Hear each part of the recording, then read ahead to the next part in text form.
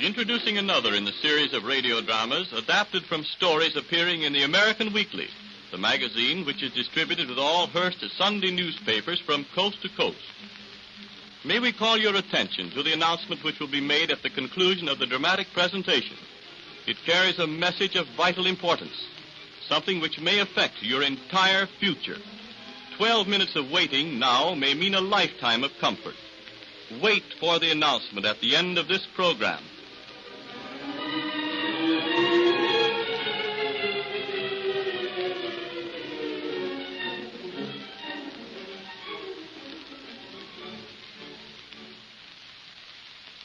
The American Theater of Radio presents The Almost Perfect Crime. It was staged in the studios of the General Broadcasting Company at New York. For weeks, the police, being dissatisfied with the verdict of the coroner's jury, who exonerated Edward Shea of the murder of Grace Foster, his beautiful co-ed sweetheart, have been collecting circumstantial evidence with which to bring him before the grand jury.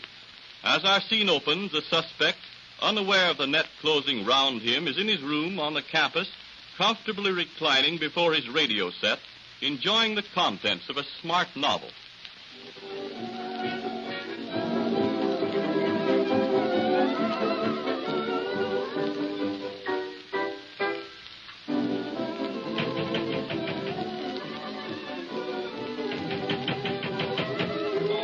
All right. Take your time.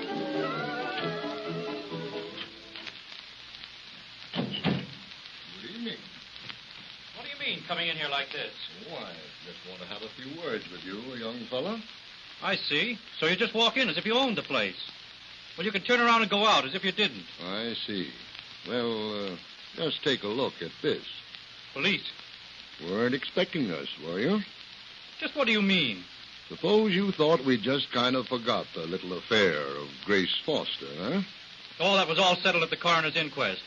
Nothing further to be done, but unfortunate and all that, but... But just a couple of little details overlooked, that's all. Oh, I guess you men have got your wires crossed someplace. Oh, no. No, not us. If there's any wire crossing done, you're the one that's been doing it. The crack you made a while back about everything being settled at the coroner's inquest is all haywire. What do you mean? Just this.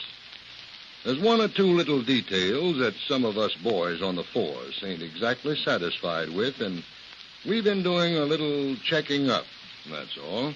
Oh, yes? On what authority? Best there is. Suspicion and circumstantial evidence. I see. And add to that the fact that Ed Stevens here is half-cousin to Miss Foster, and maybe you can understand why the boys down at headquarters are taking a little interest in the case. And on the strength of that, you come breaking into my home, eh? Well, now, you can call it that if you want to. We tried to get a rise out of you by knocking on the door, but with that radio going full blast, there wasn't a chance of getting you to hear it, so we just came in. I see. Well, as I told you before, you can get to... Now, listen here, young fella. Don't be getting tough about it. Well, we got enough evidence on you to swing you. So the best thing for you to do is to take it easy and just answer a few questions that we're going to put to you. And suppose I refuse to answer? Well, now, I kind of got a sneaking hunch that you'll answer all right. Strong-arm stuff, eh? Well, now, I don't believe we'll have to get down to that, son. That is, so long as you come clean. Well, be okay if we sit down? Oh, I suppose so. There's enough chairs. Thanks. Oh, sit down, boys. Right. Now, first off, we'd like to know a little bit about what took place the night you and Grace Foster drove out to Willow Springs, the night of the murder. Oh, that was all explained at the coroner's inquest. Now, we ain't asking about what was explained somewhere else. We're asking a new set of questions. Well, if you must know, I called for her at her home about 6:30. Mm-hmm. We drove out to the springs, parked the car just below the boathouse, and sat there talking. Oh, doing a little talking, huh? Well, now, what were you talking about, son? Beautiful evening, isn't it, Eddie? Yeah, swell. Eddie, do you think your parents are going to object to our marriage? Oh, I don't see why they should, dear. And if they do, what of it? I know. We could go ahead and fly to their objections, but it would make things so much happier all round if they approved. But they will approve. Why shouldn't they? You're just about the swellest thing there is. Aren't you? Do you think so, Eddie? Like to be told about it, don't you, honey? Of course I do, Phyllis. Sweet. We're going to be awfully happy, aren't we, Eddie? Sure we are. Oh, I've got some great plans for what we're going to do as soon as school's out. Say, listen. We've done a lot of talking about what my folks are going to say about our getting married. But how about yours? They're going to be almost as happy as we are about it. You know, I think Mother has a sort of an idea about it, too. Well, that's going to make everything just grand all around. Let's get back to town and see my folks. Tonight? Sure, tonight. No time like the present.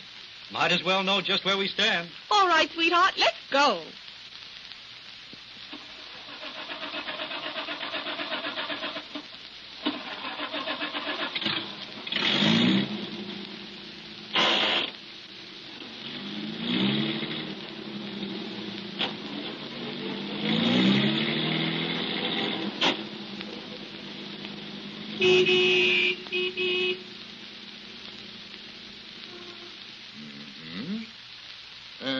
Then what, son? We drove away from Willow Springs, got out onto the highway, and started toward town. Well, was Grace Foster happy? Happy? Sure she was happy. Why shouldn't she be? Swell girl like that, just about to be married to somebody like me? And were you happy, son? Oh, say, that's about the nuttiest question you've asked. Of course I was happy. No reason why I shouldn't have been. Oh, I just wanted to know, that's all. Now, will you just run back over the events leading up to and including the shooting? I don't care to go over that again. I said, will you go back over the events leading up to and including the shooting? Well, we were driving along State Highway 33, coming towards town. I see. We were about 500 yards from the railroad underpass.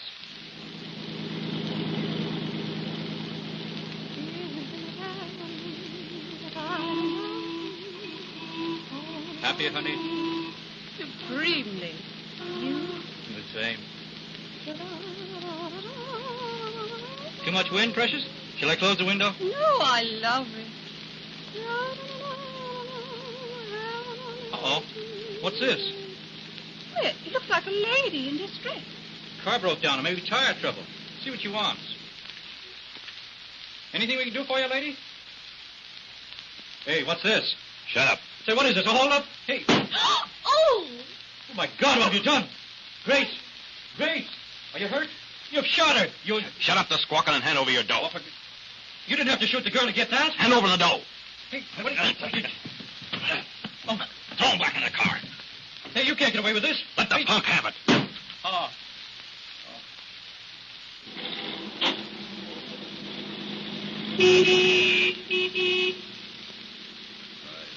And then what happened?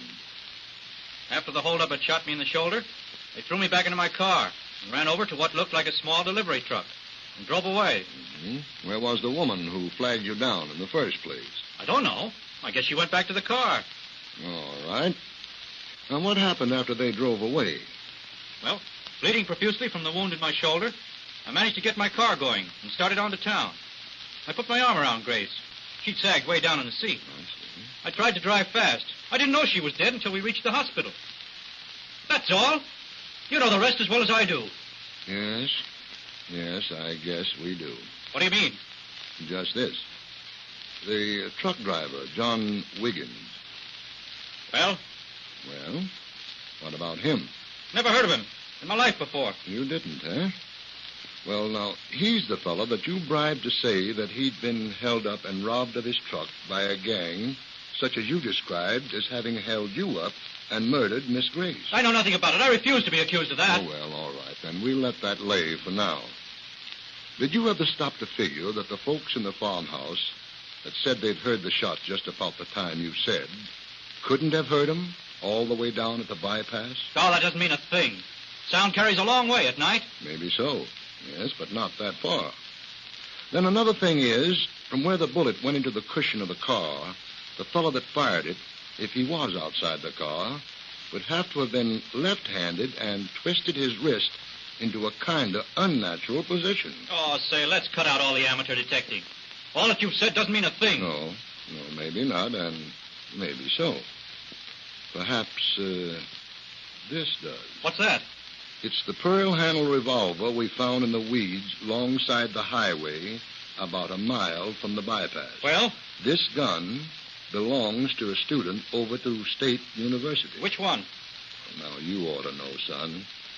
But anyhow, the bullet taken out of Miss Foster's heart fits the discharged shell in this revolver. Say, listen, you can't frame me with a lot of circumstantial evidence. No? No, I won't stand for it.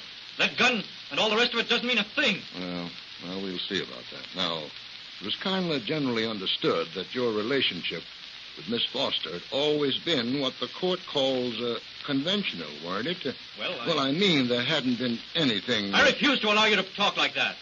My relationship with her was that of any gentleman, with a lady he has chosen to marry.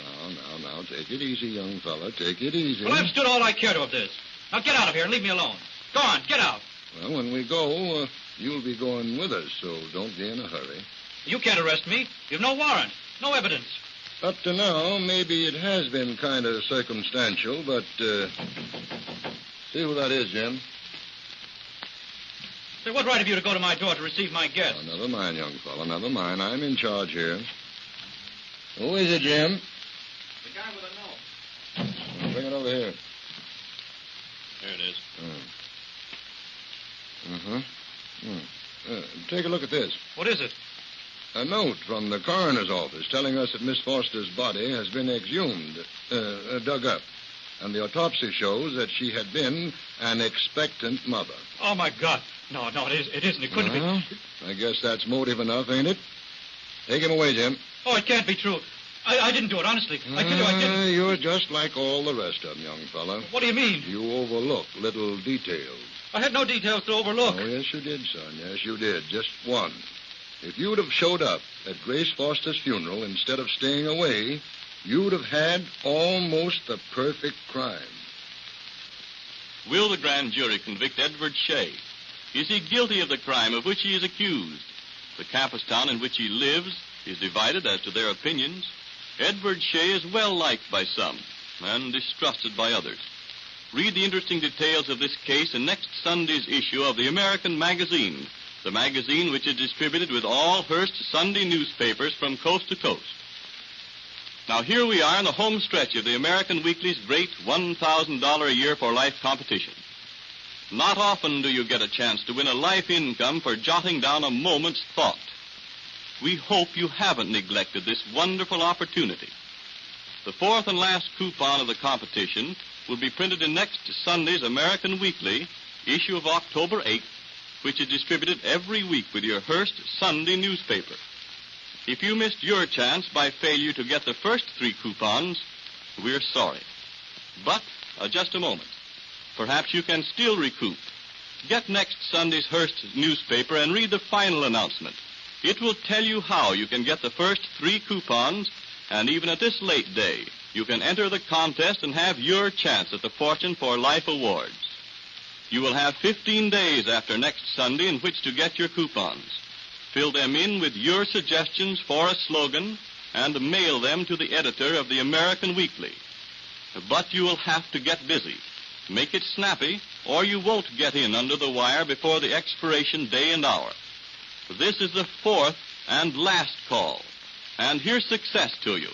It has been a great competition and great fun for all.